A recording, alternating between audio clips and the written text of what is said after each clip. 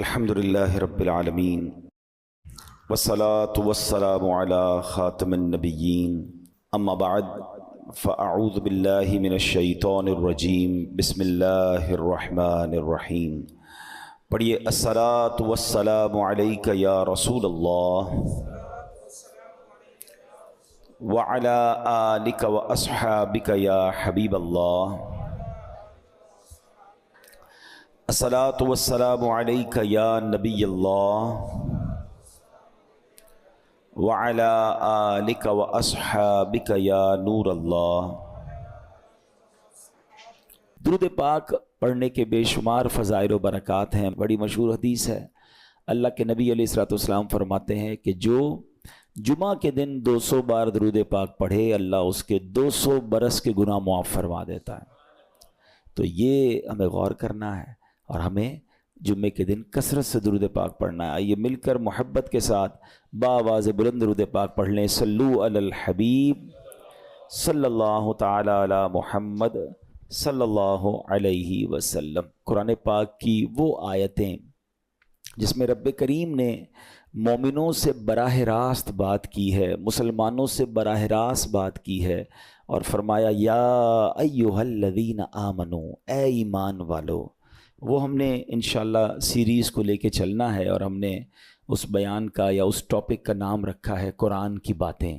تو پہلی آیت ہم کور کر چکے تھے جس میں نبی پاک علیہ الصلوۃ والسلام کی شان بڑے شاندار انداز میں سورہ بقرہ کی وہ آیت تھی جس میں ہمیں یہ بتایا گیا تھا کہ اے ایمان والو پیارے آقا سے بات کیسے کرنی ہے. ان کو راعنا نہیں کہنا، ان کو انظرنا کہنا ہے. آج جو ہم نے آیت پڑھنی ہے قرآن پاک کی، جس آیت کو سمجھنا ہے، یہ بھی قرآن پاک کی سورہ بقرہ کی آیت ہے. پارہ نمبر 2 ہے اور آیت نمبر 153 ہے. بیوٹیفل آیت and so many good lessons from that آیت. اب وہ آیت کون سی ہے؟ بسم اللہ الرحمن الرحیم. یا ایھا الذین آمنوا استعینوا بالصبر والصلاۃ ان اللہ مع الصابرین. ترجمہ اس کا کیا ہے؟ اے ایمان والو صبر اور نماز سے مدد مانگو، بے شک اللہ صابروں کے ساتھ ہے. اب یہاں بہت خوبصورت باتیں ہمیں سیکھنی ہیں کہ صبر اور نماز سے مدد مانگو. قرآن ہمیں راستہ بتا رہا ہے کہ آپ کو ہیلپ چاہیے تو صبر اور نماز کے ذریعے آپ نے ہیلپ لینی ہے. اب اس کا مطلب یہ ہوا کہ عبادات کی ادائیگی، گناہوں سے رکنے اور نفسانی خواہشات پورا نہ کرنے پر صبر کیا جائے. اور نماز چونکہ تمام عبادات کی اصل ہے، اہل ایمان کی معراج ہے، اللہ اور بندے کے درمیان ایک بیوٹیفل کانٹیکٹ ہے، تو اس لیے اس سے بھی مدد طلب کرنے کا حکم دیا گیا ہے. یہ بھی یاد رہے کہ بدن پر باطنی اعمال میں سب سے سخت صبر ہے اور ظاہری اعمال میں سب سے مشکل نماز ہے. یہ بڑی اہم بات ہے. کچھ اعمال وہ ہیں جن کا تعلق دل سے ہوتا ہے، انسائٹ ہوتا ہے. انسائٹ اعمال میں سب سے مشکل کام کیا ہے؟ صبر کرنا. اور ظاہری عبادتوں میں، جسمانی عبادتوں میں سب سے مشکل کام کیا ہے؟ نماز پڑھنا. تو یہ 2 اہم کام دیے گئے کہ صبر اور نماز سے مدد چاہو. اچھا اب ہم دیکھتے ہیں کہ صبر اور نماز سے مدد ملتی کیسے ہے اور سرکار دو عالم صلی اللہ تعالیٰ علیہ وسلم کا اس میں کیا معمول تھا. اب ذرا سنیے گا. اب نبی پاک علیہ الصلوۃ والسلام کا یہی معمول تھا. حضرت حذیفہ رضی اللہ تعالیٰ عنہ فرماتے ہیں نبی کریم علیہ الصلوۃ والسلام کو جب کوئی سخت مہم پیش آتی تو آپ علیہ الصلوۃ والسلام نماز میں مشغول ہو جاتے. جب میں خود اس آیت کی کچھ دنوں پہلے تیاری کر رہا تھا تو بڑا ایک نیا کہتے ہیں نا نیا باب آنکھوں کے سامنے کھلا کہ یقیناً جب ہم پرابلم میں آتے ہیں ہم دعا بھی کرتے ہیں، ہم لوگوں سے بھی کہتے ہیں، مگر کیا ڈائریکٹلی ہم نماز کی طرف جاتے ہیں؟ حالانکہ قرآن نے ہمیں پرابلمز کا سولوشن کیا دیا ہے کہ صبر اور نماز سے مدد چاہو. اب آگے چلیں. حضرت عمر فاروق کا بھی یہی عمل تھا کہ کوئی مشکل درپیش آتی تو آپ رضی اللہ تعالیٰ کو اگر کبھی اسلامی فوجوں کے آنے میں تاخیر پتہ چلتی، یعنی آپ چونکہ جنگوں کے لیے فوجوں کو روانہ کرتے تھے، بہت شاندار اسٹریٹجک پلانر تھے، تو اب فوج گئی اور ایکسپیکٹیشن یہ تھی کہ فلاں ٹائم کو واپس آ جائے گی. اس زمانے میں ٹیلی فون تو تھا نہیں، انٹرنیٹ تو تھا نہیں کہ لوکیشن شیئر ہو جائے گی یا کال آ جائے گی کہ سر ہم یہاں رکے ہوئے ہیں. اب ٹائم ہو جاتا اور فوج واپس نہ آتی نا تو آپ اب اس کو کیا کرتے کہ اب پتہ تو نہیں کیا ہوا ان کے ساتھ، خیریت سے آ جائیں، تو آپ نماز میں مشغول ہو جاتے، نماز کے لیے کھڑے ہو جاتے. اب کیا ہمارے ساتھ کبھی ایسا ہوتا ہے کہ ہمارا بچہ کہیں گیا ہے، اس کی خبر نہیں آ رہی، یا کوئی چیز ہماری آنی ہے ابھی تک پہنچی نہیں ہے، یا کوئی اچھی نیوز نہیں آ رہی ہے، تو ہم کیا اس کے لیے نماز کی طرف جاتے ہیں؟ یہ نبی پاک کا ہمیشہ معمول رہا. حضرت عبداللہ بن محمد حنفیہ رحمۃ اللہ تعالی علیہ فرماتے ہیں کہ میں اور میرے والد ایک انصاری رشتہ دار کے پاس عیادت کرنے گئے. جب نماز کا وقت ہوا تو انہوں نے اپنے اہل خانہ میں سے کسی کو پکارا کہ اے لڑکی وضو کا پانی لے آؤ اور ہمارے لیے نماز میں راحت پہنچاؤ, نماز پڑھ کر میں راحت پاؤں, جلدی سے وضو کا پانی لے آؤ. تو کہتے ہیں ہم نے ان انصاری شخصیت کے الفاظ پر بڑا تعجب کیا کہ نماز سے راحت کیسے ملتی ہے. تو انہوں نے کہا میں نے نبی پاک علیہ الصلوۃ والسلام کو فرماتے سنا ہے, اے بلال کھڑے ہو اور ہمیں نماز کے ذریعے راحت پہنچاؤ. And it means namaz is a relaxation for all of us. نماز is the way to solve your problem. آپ کو جب کوئی پرابلم آئے نا, آپ اللہ کی بارگاہ میں نماز کے لیے کھڑے ہو جائیں. مکروہ وقت نہیں ہے, آپ نوافل پڑھنا شروع کر دیں. آپ دیکھیں نماز ہیلپ کرے گی آپ کی, نماز سے آپ کے لیے راحتیں ہو جائیں گی. آپ کی حضرت عبد الرحمن بن عوف کتنے بڑے صحابی ہیں رضی اللہ تعالیٰ. یہ وہ صحابی ہیں کہ جو عشرہ مبشرہ میں سے بھی ہیں, and he was billionaire on that time. سب سے امیر صحابہ میں جو نام آتے ہیں وہ حضرت عثمان غنی اور حضرت عبد الرحمن بن عوف رضی اللہ تعالیٰ کے نام آتے ہیں. آپ کا ایک بار بے ہوشی غشی طاری ہوئی, ٹھیک ہے, انکانشیس ہو گئے آپ. تو آپ کی والدہ نے کیا کیا؟ آپ کی والدہ, لوگ سمجھے کہ آپ کی جان نکل گئی ہے, آپ کی والدہ مسجد کی طرف چل پڑیں تاکہ وہاں جا کے نماز پڑھیں اور اس سے مدد حاصل کریں. جب حضرت عبد الرحمن بن عوف کو ہوش آیا نا تو لوگوں نے کہا کہ آپ کی طبیعت کیسی ہے؟ تو آپ نے کہا کیا مجھ پر غشی طاری ہو گئی تھی ہیں؟ تو کہا جی. تو کہتے ہیں بے شک میری بے ہوشی میں میرے پاس 2 فرشتے آئے اور کہنے لگے تم چلتے نہیں کہ ہم تمہیں خدا کی بارگاہ میں لے جائیں اور تمہارے بارے میں فیصلے لیے جائیں. دوسرے فرشتے نے کہا انہیں لوٹا دو, یہ ان افراد میں سے ہے جن کے لیے ان کی ماؤں کے پیٹ میں ہی سعادت مندی لکھ دی گئی تھی, اور ان قریب اللہ تعالیٰ ان کے ذریعے ان کی اولاد کو جب تک چاہے گا نفع دے گا. اس کے بعد آپ رضی اللہ تعالیٰ 1 مہینہ مزید زندہ رہے, اس کے بعد انتقال ہوا. تو پتہ چلا کہ آپ کی والدہ نے نماز پڑھی, اللہ سے مدد مانگی اور آپ کو اللہ نے ایک نئی زندگی عطا فرمائی. تو آپ اپنی زندگی میں اس پریکٹس کو آج اس آیت سے دیکھیں. ہم نے کرنا کیا ہے؟ ہم جب بیان میں آئیں تو صرف بیان نہیں سننا ہے, ہم نے اللہ نے مجھے کہا کیا ہے. ہم اس ٹاپک کو لے کے اسی لیے چل رہے ہیں نا کہ میرے رب نے ڈائریکٹلی مجھ سے کیا بات کی ہے. تو آج اس آیت میں یہ لیسن مل رہا ہے کہ جب کسی پرابلم میں ہیں, کلیمٹی میں ہیں, تو اللہ کی طرف جانا ہے اور نماز سے مدد چاہنی ہے. وَاسْتَعِينُوا بِالصَّبْرِ وَالصَّلَاةِ. اچھا اب آپ دیکھیں پیارے آقا کی نماز کی کیسی عادت تھی. بادل گرجتے تھے, آندھی چلتی تھی, کسی بری خبر کی اطلاع آ رہی ہوتی تھی, نبی پاک نماز کی طرف چلے جاتے. اچھا آپ مجھے بتائیں نماز استسقاء کیا ہے؟ بارش نہیں ہو رہی ہے, پیارے آقا نماز پڑھا رہے ہیں. سورج گہن ہو رہا ہے, نبی پاک نماز پڑھا رہے ہیں. چاند گہن ہو رہا ہے, پیارے آقا نماز کی طرف. یعنی کس قدر اللہ کی طرف رجوع ہے. And whenever anything bad happen یا گوئنگ ٹو بیڈ ہیپن, ہونے والی لگ رہی ہے, کچھ بڑا ہونے والا ہے, ہمیں بھی تو خبریں آ رہی ہوتی ہے نا کہ بھائی کل بہت شدید بارش ہوگی, اللہ نہ کرے کوئی اور بری خبر ایکسپیکٹیشن ہے. آپ کو کاروبار میں کوئی ایسی خبر آنے کا ڈر ہے, یا آپ کی کوئی شپمنٹ جاری ہے, واٹ ایور آپ چاہتے ہیں ہر چیز بہتر ہو جائے. قرآن نے فارمولا دیا نا, وَاسْتَعِينُوا بِالصَّبْرِ وَالصَّلَاةِ. اللہ نے ڈائریکٹلی مجھے اور آپ کو کہا ہے. تو from now on words make your practice کہ میں نے انشاءاللہ نماز سے مدد لینی. اور آپ اپنی آنکھوں سے دیکھیں گے اور آپ اللہ سے عرض بھی کریں کہ اللہ تو نہیں قرآن میں کہا ہے مدد لے, میں نے کھڑا ہو گیا نماز کے لیے. تو نماز سے آپ نے مدد لینی ہے. اچھا اب اس کے بعد آیت کا جو سیکنڈ پارٹ ہے کہ صبر سے بھی مدد لینی ہے. اور آگے کیا فرمایا؟ ان اللہ مع الصابرین, اللہ صابروں کے ساتھ ہے. سبحان اللہ. اس کا مطلب یہ ہوا کہ اللہ تعالیٰ اپنے علم و قدرت کے ساتھ ویسے تو ہر کسی کے ساتھ ہے, لیکن یہاں صبر کرنے والوں کا خاص ذکر اس لیے ہوا تاکہ انہیں معلوم ہو جائے کہ اللہ تعالیٰ ان کی مشکلات کو دور فرما دے گا. مگر کرنا کیا ہے؟ صبر کرنا ہے. اچھا اب صبر کے بارے میں 2 باتیں بڑی اہم ہیں کہ صبر نارملی ہم جب بھی صبر کے بارے میں سنتے ہیں تو صبر ہم کہتے ہیں یار تکلیف آئی ہے صبر کرو. یقیناً یہ بھی صبر ہے, مگر صبر کی ایک اور قسم بھی ہے جو اس سے بھی سپیریئر ہے, جو اس سے بھی افضل ہے. اور وہ کیا ہے؟ گناہ کے لیے دل چاہے, حرام کے لیے دل چاہے, نفسانی خواہشات برا کام کروانا چاہ رہی ہیں اور بندہ اس پر صبر کرے.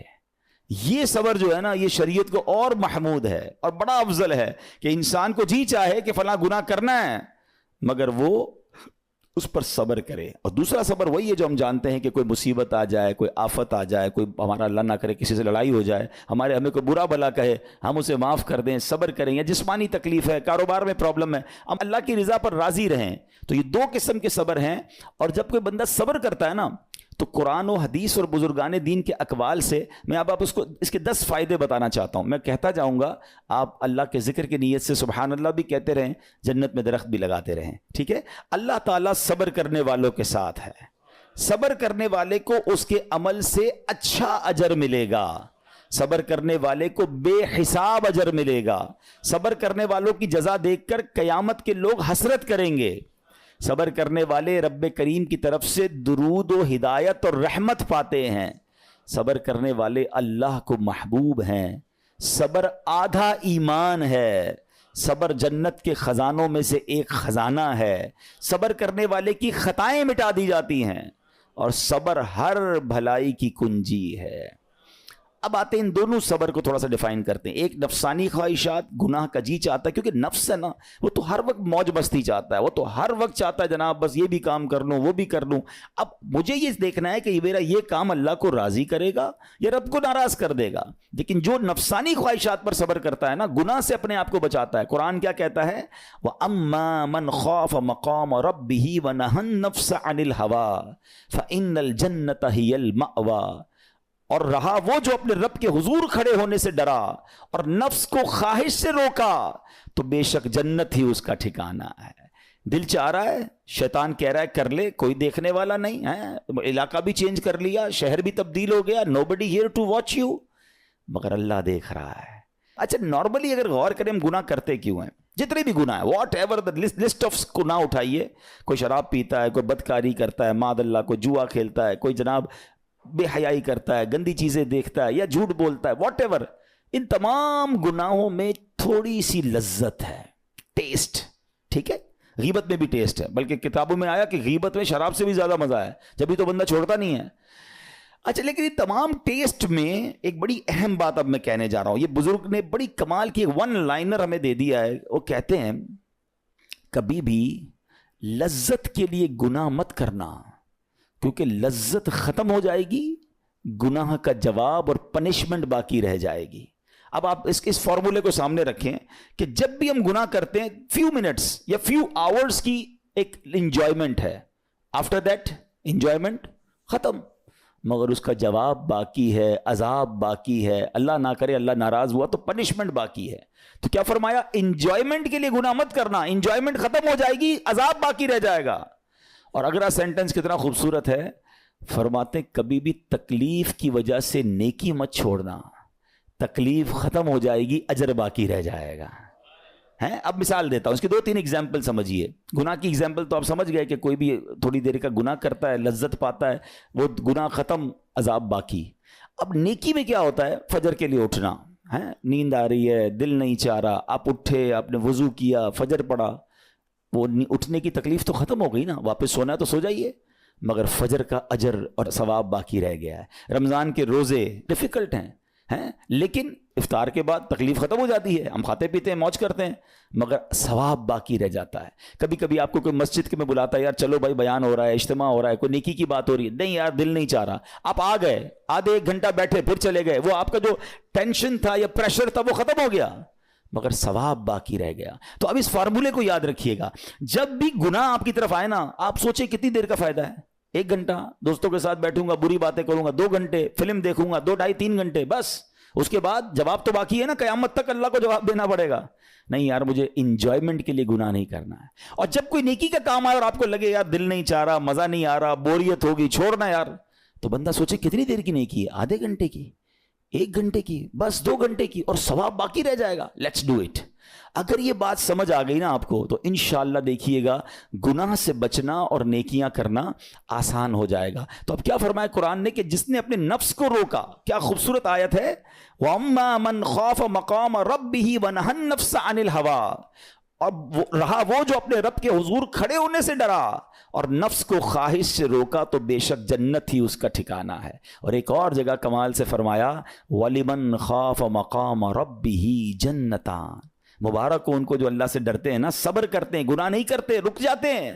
قرآن کہتا ہے جو اپنے رب کے حضور کھڑے ہونے سے ڈرے اس کے لیے 2 جنتیں ہیں, 1 نہیں 2 جنتیں ہیں. سورہ رحمان کی آیت ہے, تو پتہ چلا کہ نفس کو روکنا یہ آسان بھی نہیں ہے. ہاں دل بہت چاہتا ہے, مگر یہ صبر جو ہے نا, ان اللہ مع الصابرین کا جو معراج ہے, جو ٹاپ آف دا لسٹ صبر ہے, وہ یہ صبر ہے. اچھا اب آتے ہیں ایک اور صبر کی صورت کہ اب آپ کو کسی نے غصہ دلا دیا, برا بھلا کہا, یا آپ کے مزاج کے خلاف بات ہو گئی. اب آپ نے روکنا ہے اپنے آپ کو. اب غصے کا اظہار نہیں کرنا, لڑائی نہیں کرنی, گالی کا جواب گالی, اینٹ کا جواب پتھر, انگریزی کا مقولہ ہے نا ٹٹ فور ٹیٹ, جیسے کو تیسا نہیں. یہ ہماری شریعت ہمیں نہیں سکھاتی. اچھا آج کل کسی کو کہو نا یار آپ کیوں یار لڑائی کر رہے ہیں, بھائی میں جواب نہ دوں تو لوگ سمجھیں گے کمزور آدمی ہوں, مجھے اپنا روب بھی تو رکھنا ہے, میں بھی تو پتہ چلے کون ہوں, اپنا بتاؤں تو صحیح کون ہوں. سچی بات پتہ ہے کیا ہے, جو ٹٹ فور ٹیٹ کرتا ہے, گالی کا جواب گالی سے دیتا ہے نا, وہ واقعی بتا دیتا ہے وہ کون ہے. وہ اپنا تعارف کروا رہا ہوتا ہے کہ یہ بھی ایسا ہے, میں بھی ویسا ہی ہوں. او بھائی. اچھا پھر ایک اور عجیب جملہ بڑا مشہور ہے آج کل, جناب ہم شریف کے ساتھ شریف ہیں, ہم بدماش کے ساتھ بدماش ہیں. مجھے آج تک سمجھ نہیں آئی یہ کون سا بٹن لگا ہوا ہے آپ کے اندر کہ شریف کے ساتھ آپ شریف ہو جاتے ہیں, بدماش آتا تو آپ بھی بدماش ہو جاتے ہیں. جناب والا, شریف آدمی شریف کے ساتھ بھی شریف ہوتا ہے, بدماش کے ساتھ بھی شریف ہوتا ہے. جب بھی تو وہ غلط آدمی اچھا ہوگا نا. نبی پاک علیہ الصلوۃ والسلام نے گالیاں سن کر دعائیں دی ہیں, پتھر برسانے والوں کو بھی دعائیں دی ہیں, مگر ہم تو تیار ہی رہتے ہیں یار میں بتاؤں گا اس کو میں کون ہوں, ایک گالی دی ہے میں اب اس کے ساتھ پشتوں کو گالیاں دوں گا. تو پھر آپ بھی ویسے ہی ہو گئے نا جناب. حدیث پاک کیا ہے, ہو از مور اسٹرانگر, ہو از مور پاورفل. اللہ کے حبیب علیہ الصلوۃ والسلام فرماتے ہیں کہ بہادر وہ نہیں, یہ بخاری شریف کی حدیث ہے, بہادر وہ نہیں جو پہلوان اور دوسرے کو پچھاڑ دے, بلکہ بہادر وہ ہے جو غصے کے وقت اپنے آپ کو قابو میں رکھے. اصل بہادری یہ ہے. تو اگر آپ نے واقعی صبر سے مدد لینی ہے, ان اللہ مع الصابرین کا مجدہ لینا ہے, تو بدلے نہیں لینا ہے, معاف کرنا ہے. ذرا مل کر میرے ساتھ شب قدر کی دعا دہرائیے گا, اللہم انک عفو کریم تحب العفو فاعف عنی, اللہم انک عفو کریم تحب العفو فاعف عنی, اللہم انک عفو کریم تحب العفو فاعف عنی. واٹ از دا میننگ, اس دعا کا معنی کیا ہے؟ اللہم انک عفو, اے اللہ تو معاف کرنے والا ہے, تحب العفو معافی کو پسند کرتا ہے, فاعف عنی اللہ مجھے بھی معاف کر دے. ہم کیا کہہ رہے ہیں اللہ سے, اللہ مجھے معاف کر دے, میرے سارے اگلے پچھلے گناہ معاف کر دے. مگر دیر از اے کوسچن, آپ نے معاف کر دیا سب کو؟ بندہ کہتا نہیں میں تو انتظار میں بیٹھا ہوں, میں تو موقع کی تلاش میں, بس موقع ملے پھر بتاؤں گا میں کون ہوں. ہاتھ میں آ نہیں رہا بندہ, ٹرائی کر رہا ہوں کسی جگہ آ جائے, بس کوئی اس کے پیسے ویسے آ جائیں, کوئی اس کا معاملہ میرے پاس آ جائے, بس پھر دیکھو کیا کرتا ہوں. بیٹھے اس انتظار میں بیٹھے بہت سارے لوگ, کمال ہے یار. یعنی دشمنیاں پالی ہوئی ہیں, رشتہ داریاں کاٹی ہوئی ہیں, دوستوں کے پاس جا نہیں رہے ہیں, میاں بیوی میں لڑائی ہے, ایک سوری کے لیے بیوی گھر بیٹھی ہے, وہ کہتی شوہر سوری کہہ دے تو میں آ جاؤں گی, شوہر کہتا ہے بیوی معافی مانگ لے تو میں لے آؤں گا. ارے بھائی کوئی بھی آگے بڑھ کے معافی کر لو بھائی, اللہ سے معافیاں مانگ رہے ہو, بندوں کو معاف کرنے کے لیے کوئی تیار نہیں ہے. مجھے خود بتائے نا یہ کیسی دعا ہے کہ اے اللہ تو مجھے معاف کر دے, میں نے کسی کو معاف نہیں کرنا. یہ بنتی ہے دعا؟ اللہ سے پتہ ہے کیا کہیں, اے اللہ میں نے بندہ ہو کر تیرے سارے بندوں کو معاف کر دیا ہے, تو سب سے بڑا معاف کرنے والا ہے نا, اللہ تو بھی مجھے معاف کر دے. Look at the way to talk, یہ مزہ ہے نا بات کرنے کا, پھر دعا کرنے کا لطف بھی آئے گا آپ کو. تو دشمنیاں نہ رکھیں, غصے پر قابو پائیں, معاف کریں. ایک حدیث سن لیجئے, لرزا دیتی ہے, ڈرا دیتی ہے. اللہ کے نبی علیہ الصلوۃ والسلام فرماتے ہیں جو رحم نہیں کرتا اس پر رحم نہیں کیا جاتا. حدیث کا خلاصہ ہے. اور جو معاف نہیں کرتا اسے معاف نہیں کیا جاتا.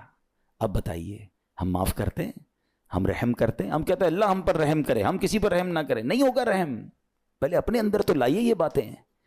اب ایک آیت سنیے گا, اس کے تحت ایک واقعہ, اور پھر میں بیان کو کنکلوڈ کرتا ہوں. اللہ کریم ارشاد فرماتا ہے الذین ينفقون فی السراء والضراء والکاظمین الغیظ والعافین عن الناس واللہ یحب المحسنین. قرآن میں رب فرماتا ہے جو خوشحالی اور تنگ دستی میں اللہ کی راہ میں خرچ کرتے ہیں. یہ بڑی خوبصورت بات ہے, یہ غریب اسلامی بھائیوں کے لیے بھی مدنی پھول ہے. امیر تو خرچ کرتا ہے نارملی, غریب خرچ نہیں کرتا اللہ کی راہ میں. ہمارے قبلہ مفتی قاسم صاحب نے تفسیر قرآن صراط الجنان میں ایک بڑی پیاری بات لکھی.